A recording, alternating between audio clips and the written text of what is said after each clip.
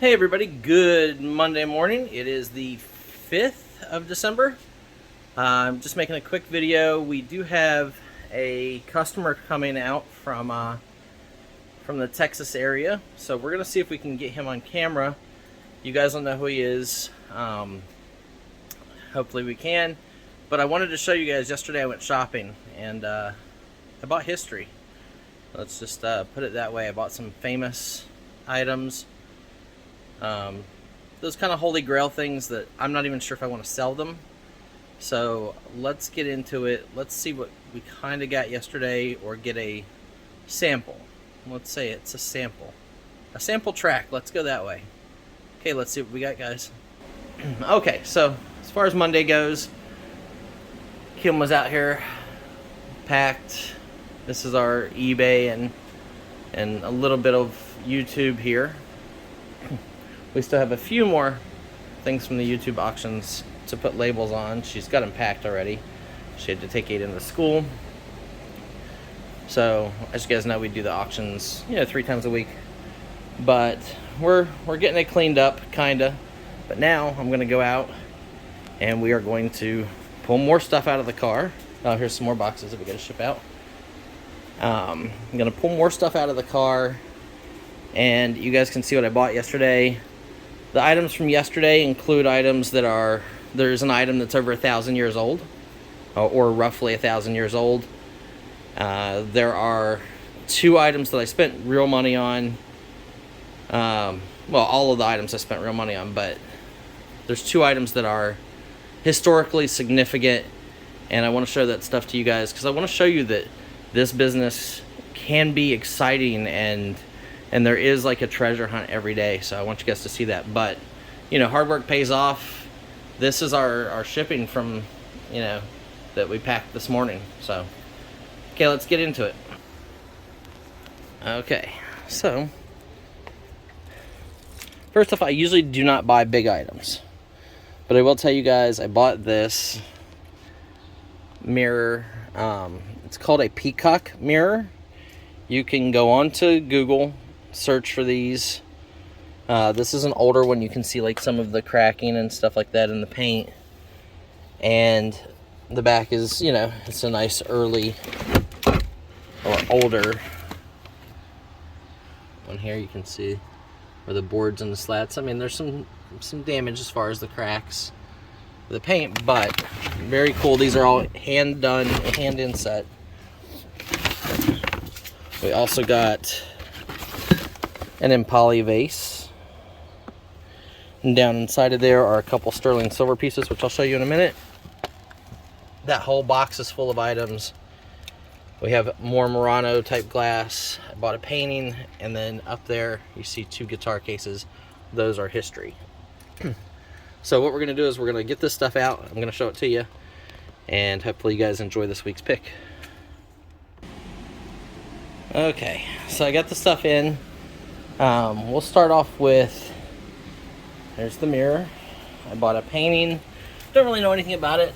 It is marked right there, Nate Hunter or Grace Hunter.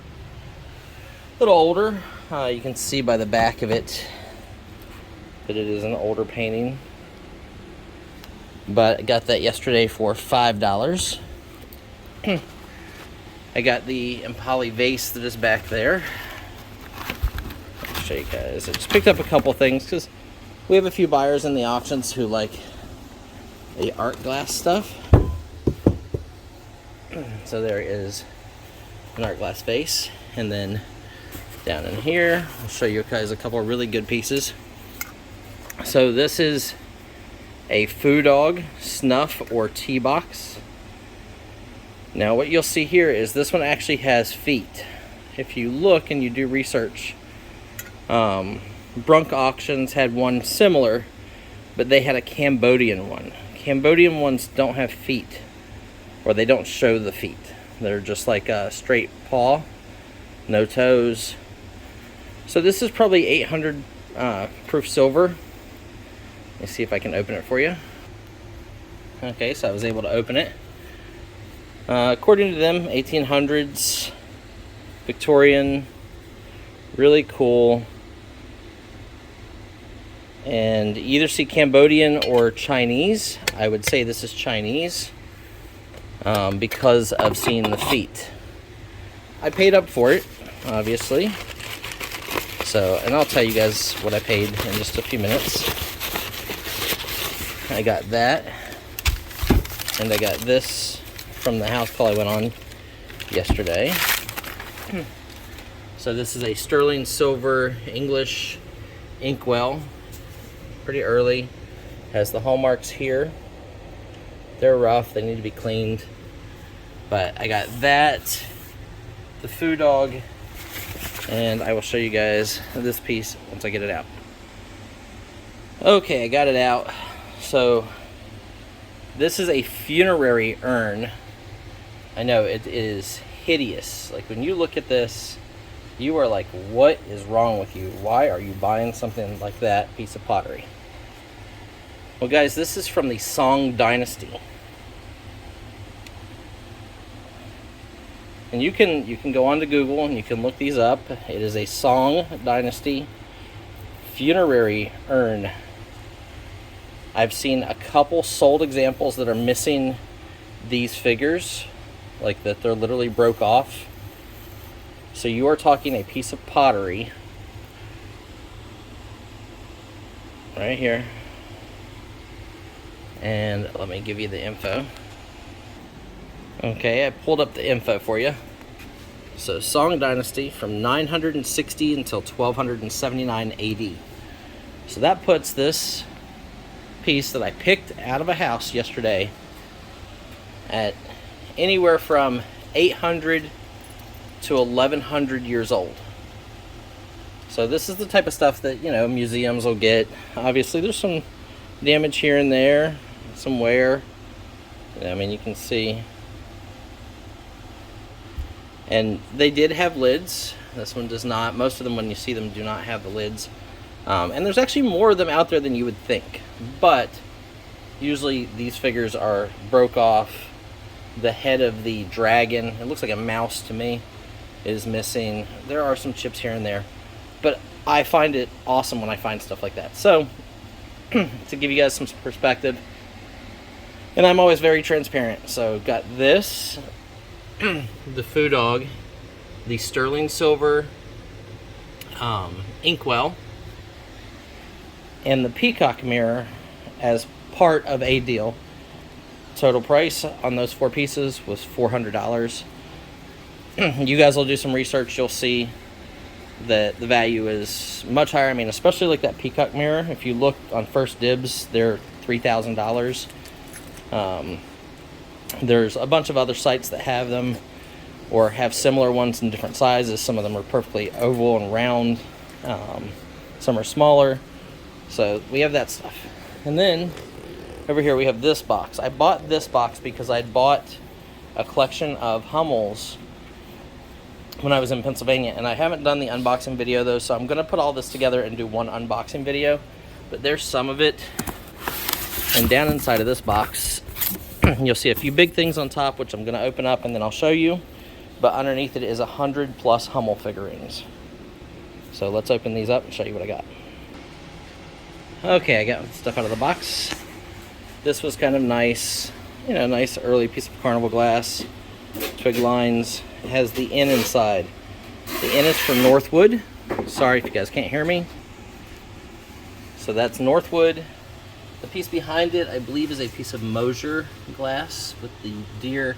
There is a small chip on the top, which I know when I bought it. This giant bowl has its original label. It is Murano glass. So I know we have a lot of people that love the large Murano stuff. Get this really, really nice art glass paperweight. I didn't look to see if it's signed yet. Lovely old car planner. Some more art glass. And a nice picture. So that's what I pretty much picked up from the one sale. I did get this awesome Marilyn Monroe vintage tapestry. And then you guys can see down in here, this whole box is full of Hummel and Hummel figurines. But we're going to save that for a different video at a later time. Okay, now let's show you guys what I'm really, really excited about. couple other fast items that I did pick up. I got an Ernie Banks game-worn uniform card and a vintage Carl Furillo card. And as you can see, the dogs are sitting there playing. But we're going to open these up, and I'll show you guys what's really exciting about these. I can tell you that both were used. Neither one of them are great guitars, but the historical value of who owned them, where they were used, and things like that make them really, really rare. This is probably the only one of these that exist. Came from a family member of the musician. So let's open these up and show you what we got. Okay, so we just emptied out the two soft cases. And the colors of this one should give you an idea of what was in this. Even the strap, if you guys are familiar with a band that uses these colors. But let's take a look. So this is what's exciting about my life and doing this business. And you guys are going to look at the guitars. The guitars are nothing special, guys. Like, this Fender Starcaster guitar is like a $200 guitar. No great shakes. If you go on to Reverb, which is a site for audiophiles and musicians and musical equipment and stuff like that, this guitar was actually sold on Reverb about a year or so ago. It came from the Bill Townsend Avanti Foundation. If you know who Bill Townsend is, it gives it provenance just by that. Down here is the original letter. Here are pictures of the guitar. It is cracked. Look at that. 3 cracks. You can see the paper. Now, what famous musician? I'm not going to tell you yet. You're going to have to wait and see. I'll show you the other one first. The other one's a little flashier. A lot of you will know the band. So, really nice graphics, Hula Girls. But here it is. So this is a Cheap Trick Backstage Pass. This instrument was owned and played by Rick Nielsen when he was on tour in Australia. Here is a picture of Rick. I also have emails from Rick. There's the guitar itself laying on the table.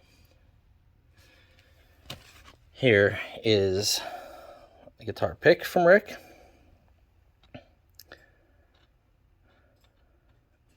Yes, I did play it. Bought it in Australia a few tours ago. And the guy he bought it from is actually another major musician from AC/DC. So I'll have to get the name. But really cool. And Rick signed it also. So this is a tour-used Rick Nielsen from Cheap Trick guitar, which is awesome. It did come from Reverb also. The sale price on this originally was $2,200 on that guitar. Now for the one that's emotional to me as far as historical and just something that you'll never get a chance to own certain things in life. And when you do, you take them. So this is a Fender Starcaster. Serial numbers and everything are inside of here. You can go onto Reverb and find this. But this guitar came from Sylvia Williams Starks.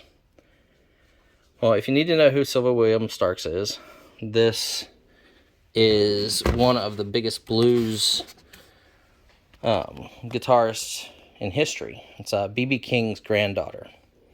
So this guitar was B.B. King's pick testing guitar. This is what sat in his studio every day, and he would test picks that got sent to him on this instead of using an expensive guitar.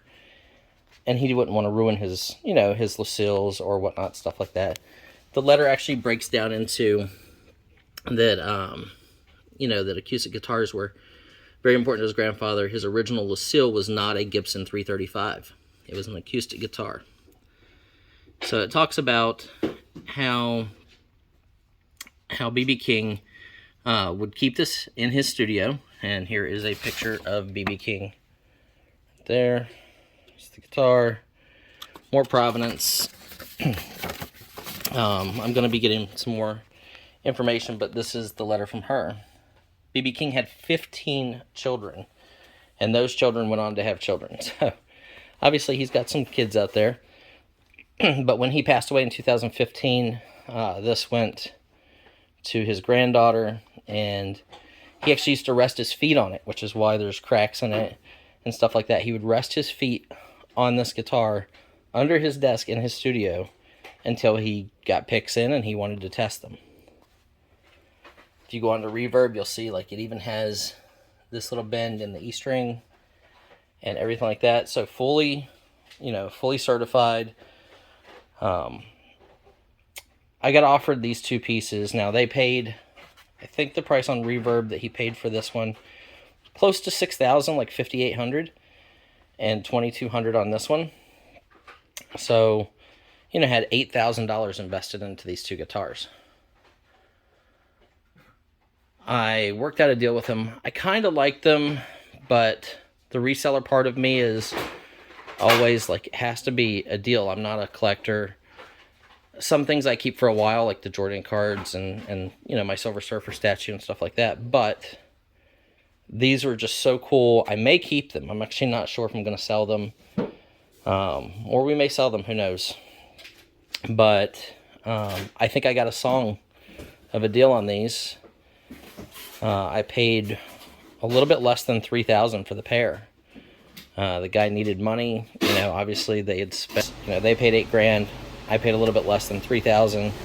If I was going to sell them, I probably will get $5,000 for the pair, something along those lines. But like I said, a lot of you out there can't fathom going out and spending, a couple $1,000s on guitars or that. And the only reason that I can do these things, guys, is because of this business. I've done well buying and selling for, over 30 years. Since I was a kid, kind of raised in this.